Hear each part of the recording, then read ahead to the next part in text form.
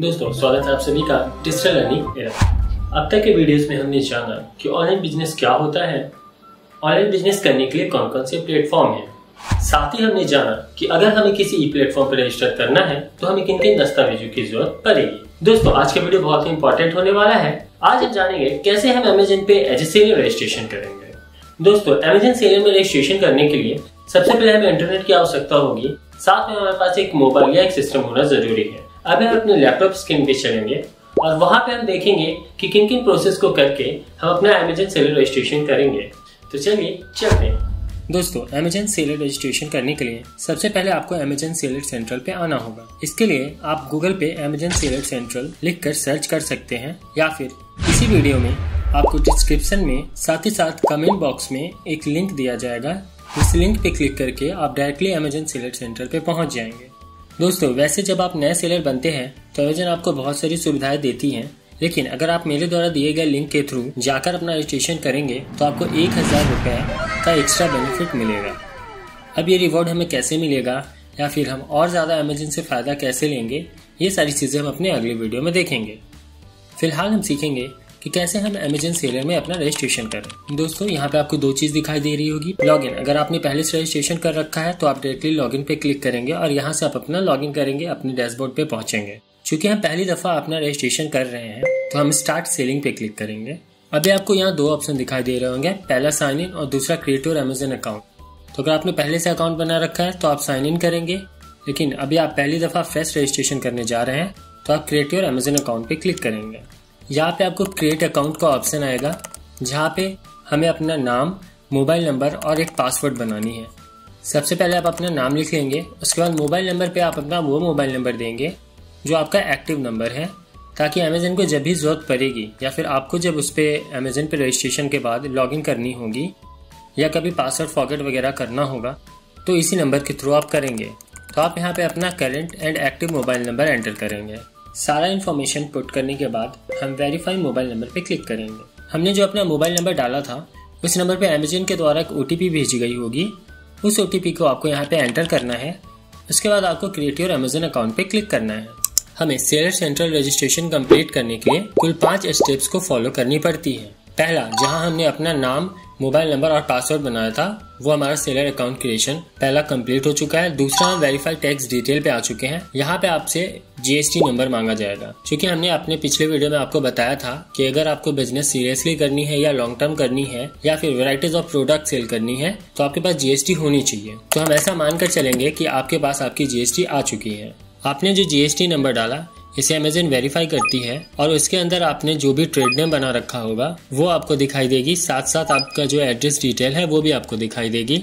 उसके बाद आप कंटिन्यू टू वेरीफाई पे क्लिक करेंगे। GST रजिस्ट्रेशन करने वक्त आपने जो नंबर और ईमेल ID डाला होगा उस पर एक OTP आएगी, उस OTP को आपको यहाँ पे डाल करके सबमिट करना है, जिससे अमेज़न ये कंफर्म हो जाएगी कि आप ही का अपना GST है। तो हमारा 2 स्टेप पूरा हो चुका है। हम 3rd स्टेप में आ चुके हैं, स्टोर नेम। स्टोर नेम के अंदर अपना एक स्टोर नेम चूज करना होता है। जब भी ग्राहक हमारा प्रोडक्ट खरीदते हैं तो उसके अंदर उसके नीचे आपके इस स्टोर का नाम दिखाई देगा। जब आप GST को वेरीफाई कर आगे बढ़ते हैं तो ये स्टोर नेम में बाय डिफॉल्ट आपके GST का ट्रेड नेम ले लेता है।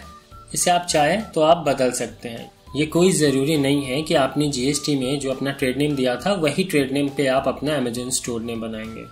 ये दोनों अलग अलग हो सकती है, इसमें कोई प्रॉब्लम वाली बात नहीं है। जो नाम आपको अच्छा लग रहा है आप उस नाम से बना सकते हैं, बशर्ते वो नाम किसी का कॉपीराइट नहीं होना चाहिए। नीचे आप एग्जांपल में देख रहे होंगे कि कस्टमर को कैसे वो स्टोर नेम दिखाई देगा। आप अपने मन से एक स्टोर नेम चूज करके आगे बढ़ेंगे। जब आप आगे बढ़ेंगे तो यहाँ पे आपको अमेज़न अपने तरफ से भी सजेशन देती है कि आप चाहे तो इन नामों का यूज कर सकते हैं। तो अगर आपको इनमें से कोई एक अच्छा नाम लग रहा है आप इसे चूज कर लें, या फिर आपने जो सोचा है और लिखा है आप उसे ही रहने दें। फिर सेव एंड कंटिन्यू पे क्लिक करें। ये हमारा 4th स्टेज है, जहाँ पे हमें पिकअप एड्रेस चूज करना है। ये पिकअप एड्रेस क्या है, तो जब आपका सेलर अकाउंट क्रिएट हो जाएगा आप प्रोडक्ट अपलोड कर देंगे। उसके बाद जब कोई कस्टमर उसे ऑर्डर करेगा तो फिर अमेज़न वो प्रोडक्ट लेने कहाँ पे आएगी ये हम पिकअप एड्रेस के अंदर देते हैं। अब बाय डिफॉल्ट ये पिकअप एड्रेस शो करेगा जो आपका GST का है, बट आप चाहे तो एड न्यू एड्रेस पे या फिर एडिट एड्रेस का ऑप्शन यूज करके आप अपने एड्रेस को चेंज कर सकते हैं।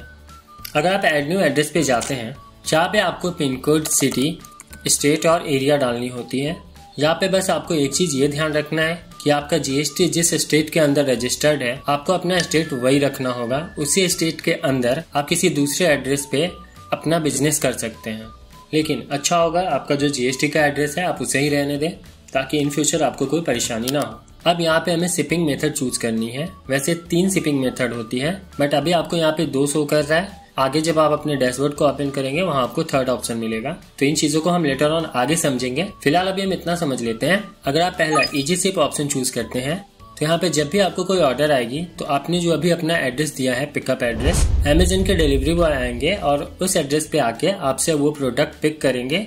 फिर वो आगे की तरफ इसे प्रोसीड करेंगे और कस्टमर के एड्रेस तक वो पहुंचेगी। दूसरा हमारे पास ऑप्शन है सेल्फ शिप। सेल्फ शिप में क्या होगा कि अगर अमेज़न पे हमें कोई ऑर्डर प्राप्त होगी तो उस ऑर्डर को पैक करने के बाद उसे हम खुद के थ्रू शिप करेंगे। अब हम उसे या तो इंडिया पोस्ट से करें या किसी अदर कुरियर कंपनी के थ्रू भी कर सकते हैं। स्टार्टिंग में बेहतर विकल्प होगा कि आप इसे as it is easy ship में ही रहने दें, फिर सेव एंड कंटिन्यू पे क्लिक करके आगे बढ़े।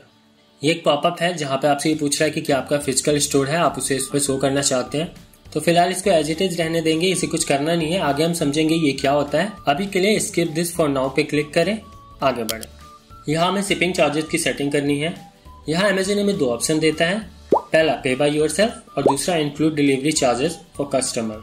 जो प्रोडक्ट शिप होगा कस्टमर के पास जाने के लिए शिपिंग का जो चार्जेज होगा वो कौन बेयर करेगा, यहाँ पे हमें यही सेट करना होता है।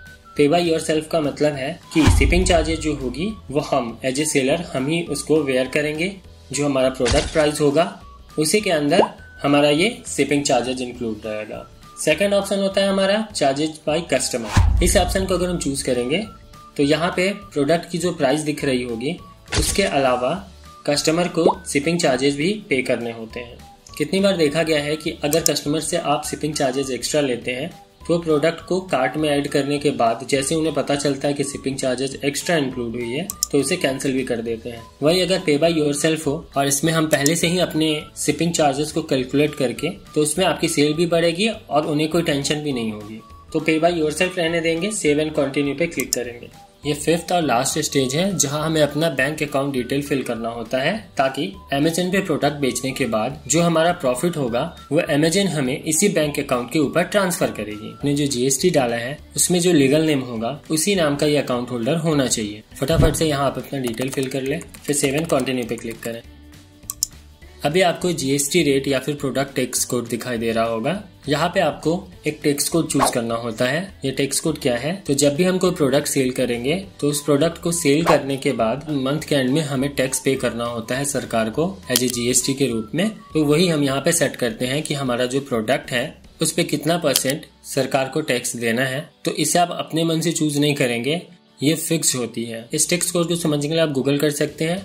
जल्दी हमारे तरफ से आपको एक वीडियो प्रोवाइड की जाएगी जहाँ पे आपको सारे कैटेगरी के हिसाब से उसका टैक्स कोड बताया जाएगा कि कैसे आप टैक्स कोड फाइंड करेंगे। फिलहाल के लिए आप यहाँ पे एक टैक्स कोड सिलेक्ट करेंगे और आगे बढ़ेंगे। आगे अगर आपको पता चलता है कि आपका टैक्स कोड दूसरा है तो जब आप प्रोडक्ट को लिस्ट करेंगे उस समय भी आप अपने टैक्स कोड को चूज कर सकते हैं। अब फाइनली आपके पास एक ऑप्शन दिखेगा click here to add products. जैसे आप अभी click here to add product पे क्लिक करेंगे तो आप अभी अपने अमेज़न के डैशबोर्ड पे पहुंच जाएंगे। इस डैशबोर्ड में हो सकता है तो आपसे इनेबल 2 स्टेप वेरिफिकेशन के लिए कहे।